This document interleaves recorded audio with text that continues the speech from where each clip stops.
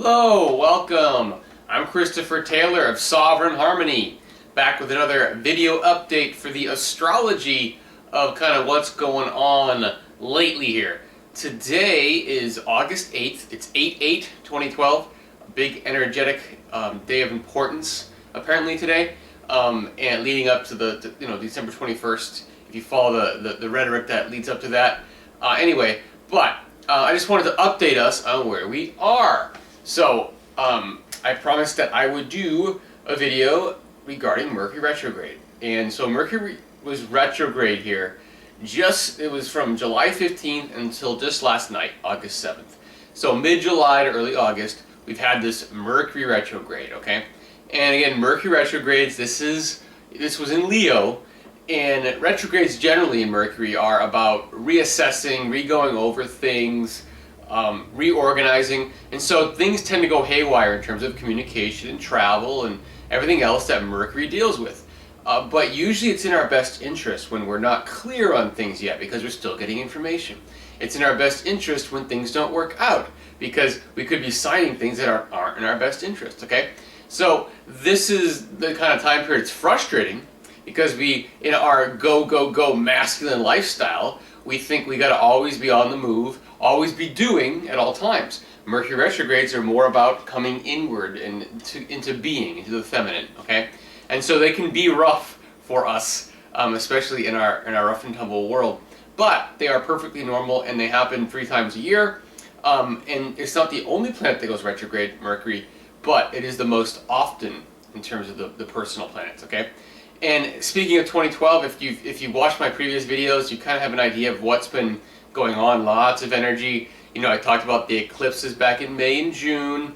I talked about also, all the Venus occultation and the Venus retrograde that was part of that. Also the Mars retrograde. You know, so Venus and Mars don't go retrograde, as often as Mercury.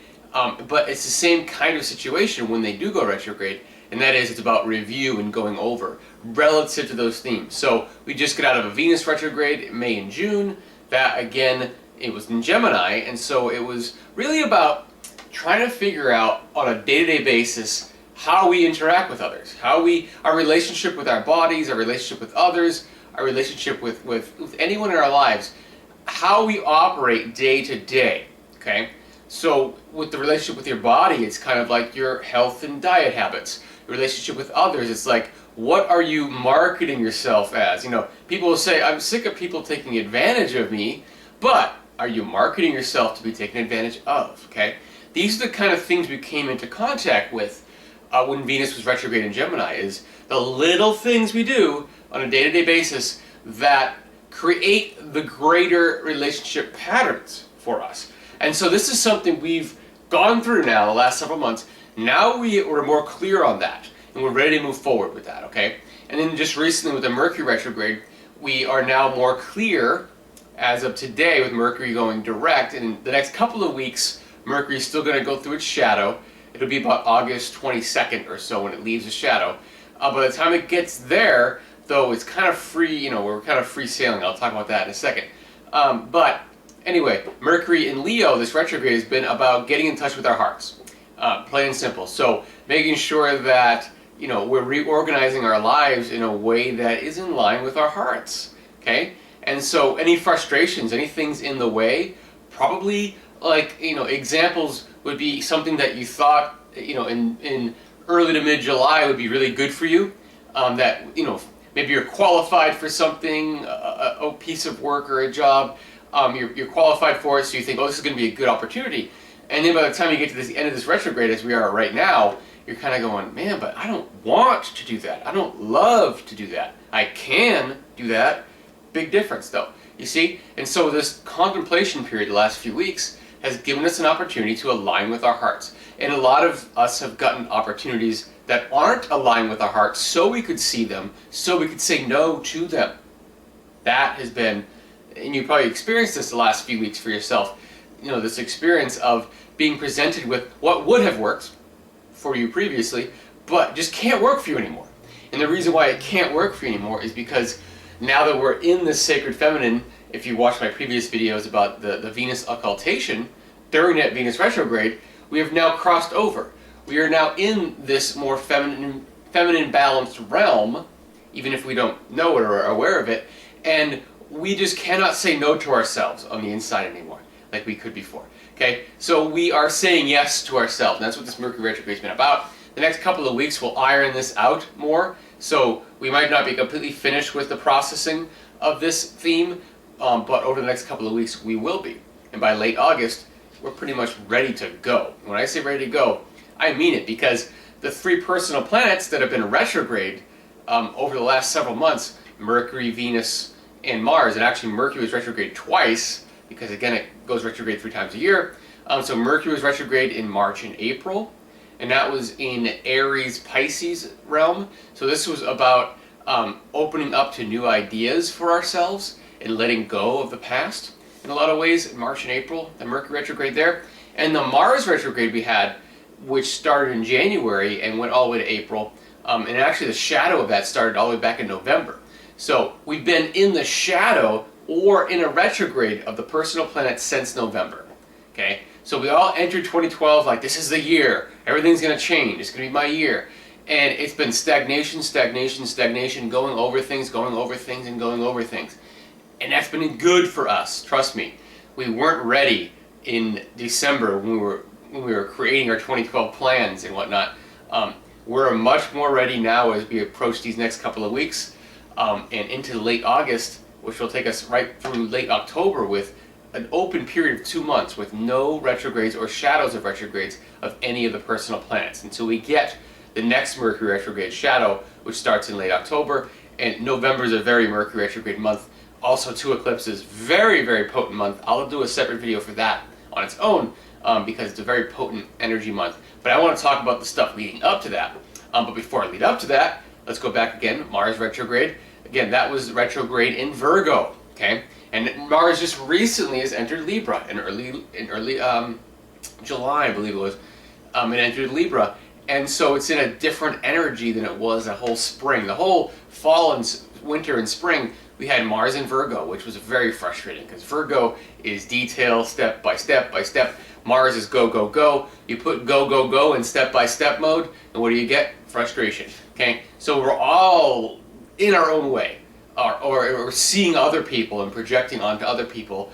They are in our way, you know. And so it was, you know, pretty excruciating experience for some people in January to April, especially with that Mars retrograde. But that's cleared up. We're out of that. We're out of the Venus retrograde, the shadow and everything, and all we got now is 2 weeks left of this Mercury retrograde shadow, which isn't that bad. You know, it's going to start. Things are going to start picking up pretty quickly over the next week or two, and that will leave us open. And when I say open, I mean wow. Things are going to start moving forward like we think they can't right now. You know, and our perception right now is like, my God, every time I want to do something, I got to redo something else. Well, get ready to go. Because that's where we're entering right now. Get ready to go time period.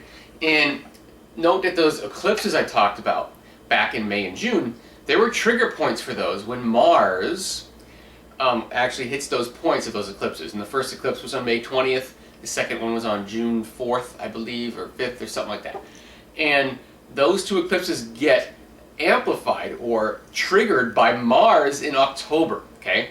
So those eclipses aren't over yet. And so those eclipses had a lot to do with information coming in. If you remember, watch my previous videos on this channel to get an idea of what those eclipses were about.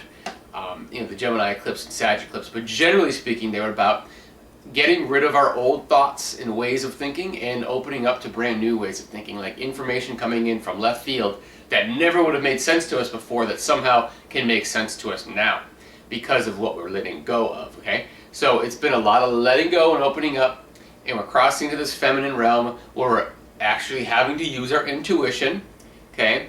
And that's another thing with this information coming in is like, look at the internet, for example. You always hear people talk about the internet, how, you know, there's all kinds of crazy stuff on there. You can't trust what you get on the internet. Well, yeah, that's true. You can't trust everything you get on the internet. But it's almost said as if what we're getting from the media, the traditional media, is trustworthy, okay? And, you know, the way I look at it is, and it's my phone. Sorry you hear that, but we'll just let that ring on there. And so, the way I look at it is the internet is actually, it's full of truth and it's full of crap at the same time. Okay, and we all know that as individuals. We all know that. The problem with the traditional media is that it's a perversion of some truths. Okay, that's why I look at it. It's a perversion of some truth. So parts of what we get from the media we know are true, and so sometimes we take everything that's said as totally true because part of it was true and it stimulated us, and we think, oh, then the whole thing must be true.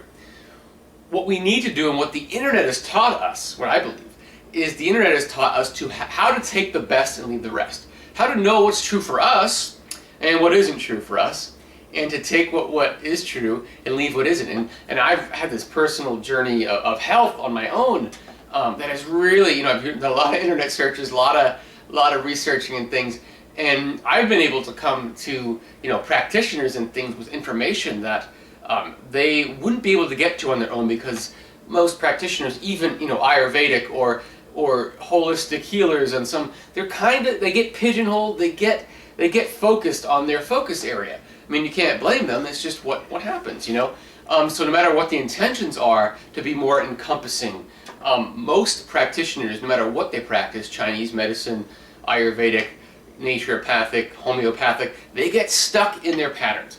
And so when it comes to things like health, and this is just a good example, my own personal journey, the internet has been a key factor. Has it led me down some paths that have been maybe not so much my truth? Yes.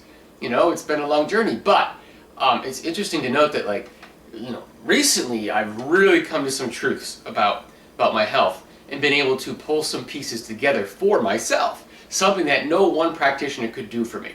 And something that, I have to pull things together from different pieces that now do make sense, okay? That now do make sense, that do come together.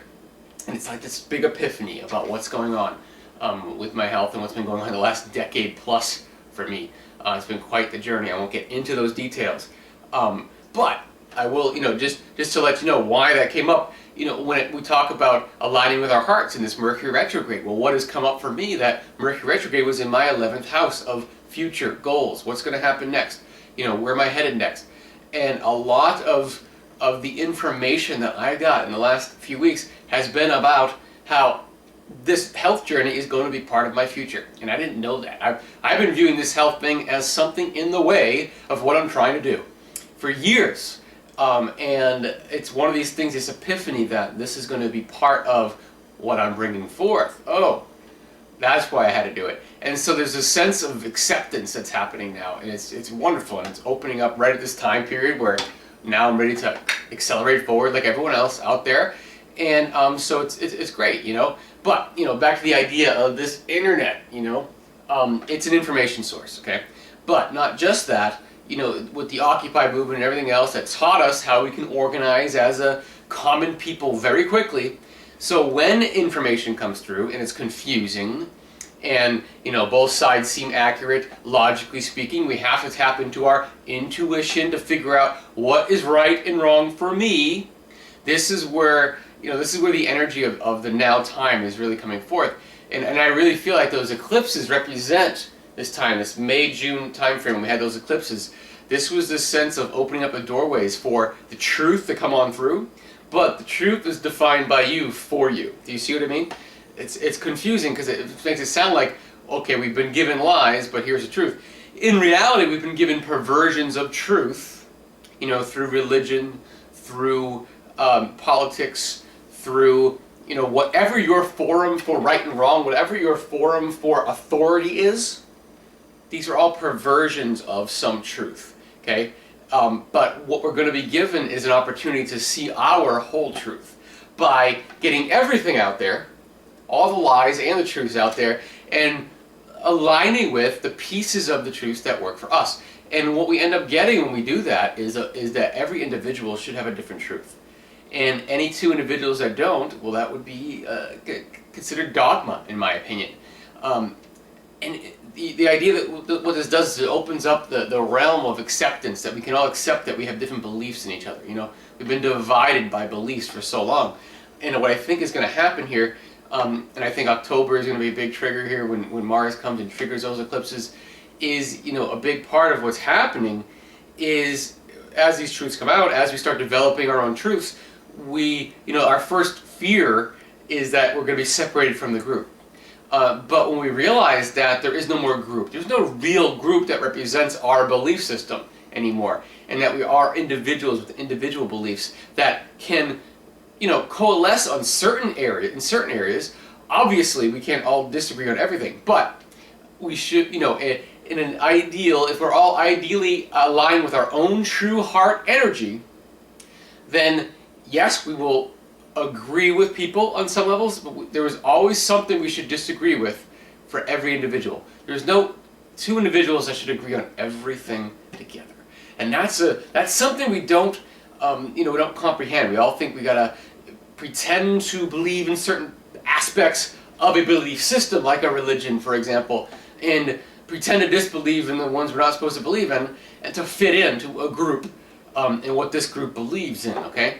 And so even like the United States of America is like a belief system, okay? And there's lots of belief systems out there that we're not even aware of that are really belief systems, and that we join together in that common belief. And what I think is happening here is this reorganization of that idea. It's like splitting all of those groups into its pieces that it really is, and then a coalescing of those pieces into some kind of harmonious whole, a new form. I don't know what this is. And this is, you know, over the next several years to decades here. But what's this initial period here is the opening of that. And so this is kind of what I see, and I think the election this year in November is going to be huge for this. I think it's, well, I'm going to talk about November in a different video here. But let's just say, I think the electoral system as we know it in the United States, which is where, you know, the states actually elect the presidents and the people don't, and it's based on how many reps you have based on your population, kind of ridiculous. It made sense when people were uninformed. It made a lot of sense. Now that we're entering this realm where people have their own truth, okay? People are more informed. They can look at issues on an issue-by-issue basis and not have to, again, coalesce with the left wing or the right wing. You know, abortion. Well, if I'm a Republican, well then of course I'm against it. Or if I'm a Democrat, then of course, you know, I'm open to free choice. You know, that shouldn't be. You know, and that's what we're realizing, is that how can we possibly have such a polarity? You know, and this is what this election in November in the United States is going to bring about, is this awareness that we have our own truth, and there is no division of truth, okay? And that each individual believes something different, okay? And we kind of know that deep down, but it hasn't been expressed in reality yet. Because we all, in the end, choose right or left wing for the most part, okay? This year, a big thing is going to happen. I think the electoral system is going to go kaput, okay? I won't get into the details, but it's going to be very interesting in November, and look forward to the video I post about that. But now we'll talk about leading up to this point, okay? So, late August comes around in a couple weeks. Mercury out of its shadow, now we're in this acceleration phase. The acceleration goes all the way to late October, which is these like periods of hits where like the two eclipses get triggered. Early October, the May eclipse gets triggered.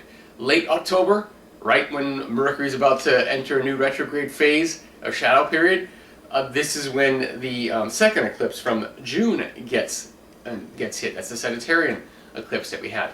Okay, but before that, we also have here in late August a switch. I think the last week of August 29th or something like that, we have a switch of the moon's nodes. The moon's nodal axis. Kind of a hard thing to explain what that is, but the significance of it has a lot to do with kind of karmic direction. Okay, and so when these nodes change signs, it is a time of a different focus in the karmic direction of ourselves and of us as a collective, and that kind of thing.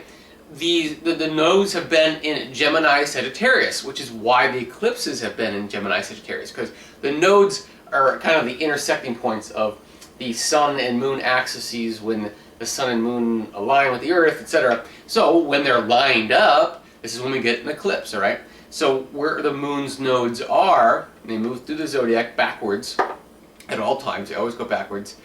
This is, you know, what this, I forget where I was going there. Anyway, it switches about every year and a half or so.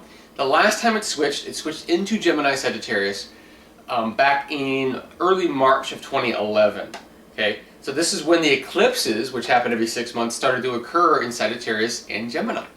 And what's happening here in late summer, fall of 2012, with the late August transition into Scorpio Taurus, that's going to be where the nodes are going into.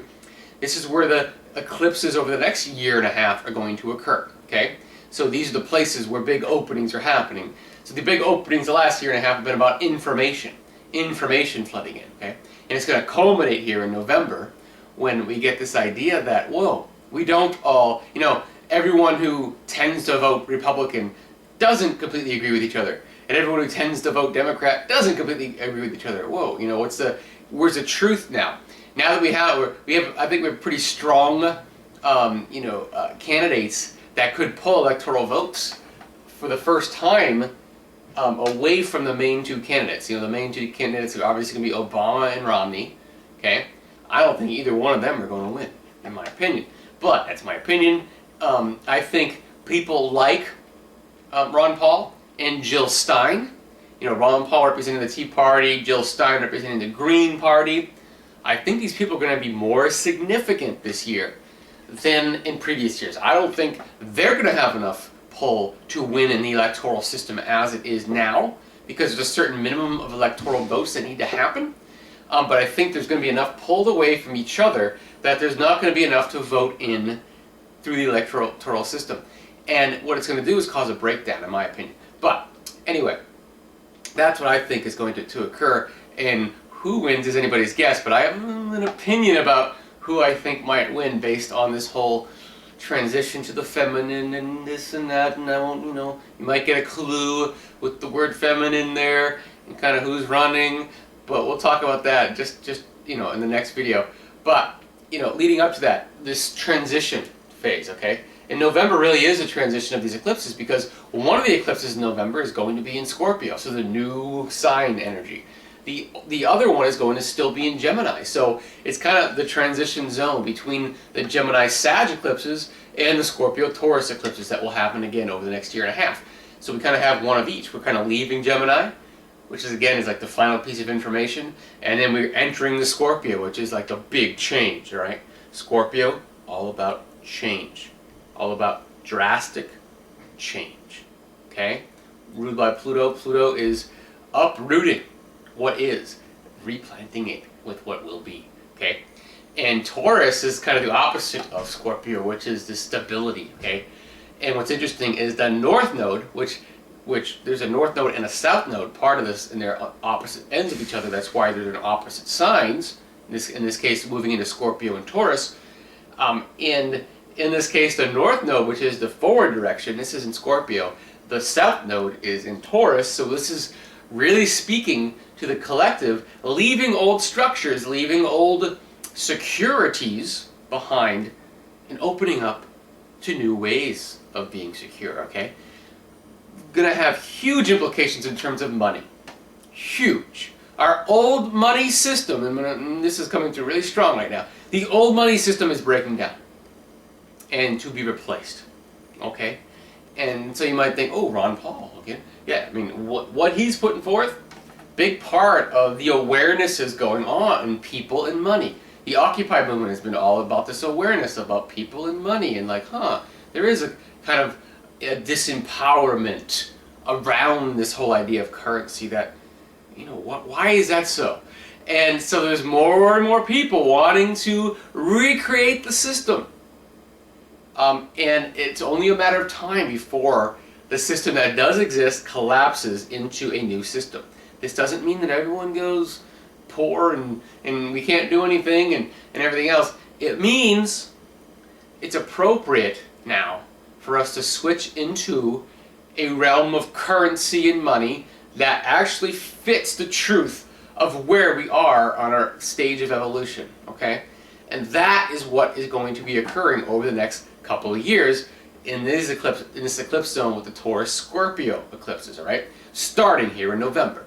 Not a coincidence that it's an election, not a coincidence that I think the whole process of our election is going to be changed up and down based on the new ways of information. In other words, more people will be able to get information on the alternative candidates and therefore vote for them, for, as an example, based on the information they're allowed to get, because they're getting information from alternative sources that they find to be true for themselves.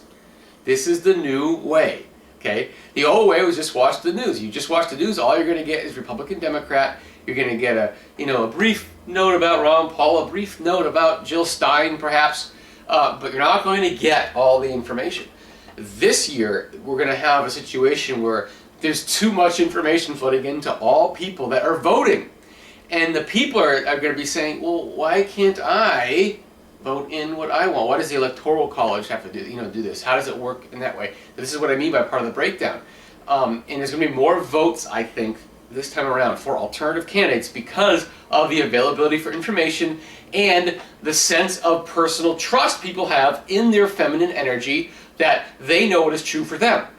And more people out there doubting that either Romney or Obama really represent them, no matter how long they've been Democrat or Republican or whatever it is. And it's just our two-party system breaking down, finally, into something that's more appropriate. Doesn't mean it falls apart, just means something more appropriate for where we are. And where we are is a place where people are more informed and able to get more information. And so, therefore, what's going to happen? We're going to have to change our election system, I think, into a system that reflects more information being present to more people. Okay?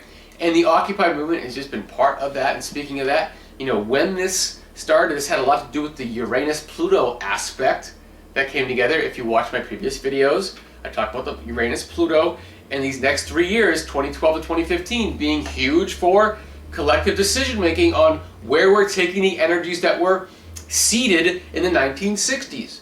The 1960s were not an untumultuous time. It was a pretty intense time, and this intense time is up for review, up for decision-making.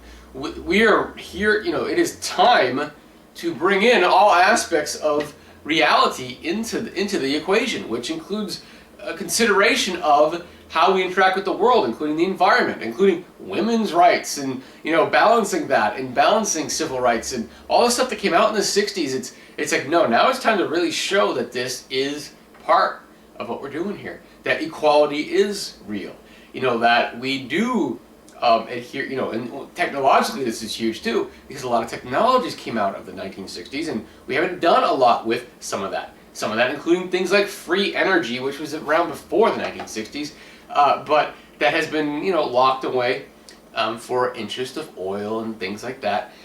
It's one of those times right now, I believe, that there's enough information floating out there to enough people that, when it comes to our financial systems, our energy systems, everything else, we're ready for something that's more appropriate for us, that isn't going to trap us and disempower us, okay? We're empowered enough to disassemble, to join together quickly, which we learned from the Occupy movement, that we can do that, to join together quickly when necessary, to bring about new information that's alternative in a way that can reach more people than it ever could before. And through that alternative information, it will ring true to more and more people people will then be alternative, and alternative won't be alternative anymore, it'll just be truth. Things like, oh, we have other energy options. We don't just have to go to renewable energy like solar and wind. We can do free energy and not have to, adhere to the old money system at all, because let's face it, renewable energy is just another way, the way they're structuring and the way it's getting structured is just like saying, okay, we'll just transition from oil, but we're not going to remove the money structure. The money structure is the disempowerment structure through which the energy flows. And notice it's about energy, our energy system. So it's like, how do we control the power? Well, and money is power and everything else. And so it's interesting to note that trying to keep the energy, even if we change our energy sources, we try to keep it in the same system of flow, which is the money system, which is the disempowerment system. But the realization is that we can get out of that disempowerment system. That's what's happening now. That's what's happening with people.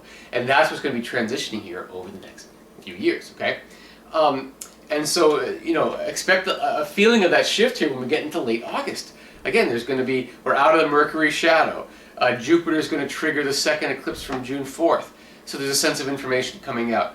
There's a switch of the nodes from, the North Node from Sagittarius into Scorpio. So there's a shift there. Late August, this last week of August, some pretty big, intense things moving us into September. Then we get into September, and we have the second of the 7 Uranus-Pluto squares. I just alluded to the Uranus-Pluto squares and how it relates to the Occupy movement and how it's about change and decision-making, important decision-making right now, and collective consciousness coming together in a new way to reorganize what is truth, okay? And so it's a very, very fascinating time we live in these next few years. The first square between those planets was back in June. The second one is here in September. So now we're getting more entrenched, okay? The last one, the 7th one, will be in April of 2015. Or March of 2015. So springtime. So we're talking. We still got 2.5 years left of this, but now we're upping it. We're going to up it a notch, kind of like a ratchet, here in September. Okay. So there's a sense of a shift in late August, a shift in mid to late September, and then we get to October when Mars is triggering those previous eclipses, just in time for the eclipses coming up in November and the Mercury retrograde that are ready for the the election period. It looks to be a very interesting time. But anyway, I'll leave you with that. That's the way I see it. I see things unfolding pretty rapidly, especially, I think, even as we unfold here today again is August 8th. It's Wednesday, I think. Yeah, Wednesday, August 8th. 2 weeks from now, we'll be at a much faster pace than we are right at this moment. In 3, 4, 5 weeks from now, it's even more rapid. So look for things to change quickly. Look for information to come out quickly. Look for people's opinions to change quickly, okay? So for example, with the election, what looks like a cut and dry situation right now, look for it to change, okay? That's just one example, but look for your life to have examples like that too. What looks cut and dry right now, suddenly a caveat gets thrown in. Suddenly something comes from out of left field. Whoa, I didn't know that was coming. And it changes everything, okay? It changes everything. So be open. Be in your heart, be awake, and enjoy the ride. Thanks for joining me. I'll see you next time.